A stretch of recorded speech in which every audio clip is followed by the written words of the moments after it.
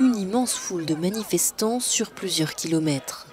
Comme chaque week-end depuis l'élection présidentielle contestée du 9 août dernier, des dizaines de milliers de Bélarusses ont marché dans les rues de Minsk ce dimanche pour exiger le départ du président Alexandre Loukachenko. Les manifestants ont une nouvelle fois fait face à un déploiement massif des forces de sécurité équipées de blindés et de canons à eau. Des policiers qui ont procédé à l'arrestation, souvent violente, de plusieurs centaines de personnes interpellées pour avoir utilisé des drapeaux et d'autres symboles de l'opposition. La semaine dernière, ce sont plus de 600 personnes qui avaient été interpellées.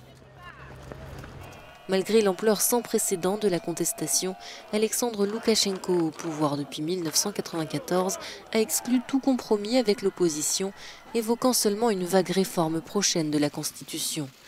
Pour garder son emprise sur le Bélarus, le président s'est tourné vers la Russie de Vladimir Poutine. Ce dernier a d'ailleurs promis une intervention sur place si les manifestations devaient dégénérer en violence. Les deux hommes doivent se voir ce lundi en Russie pour la première fois depuis le début de la crise. L'Union européenne et les États-Unis ont de leur côté prévu de sanctionner des cadres du régime.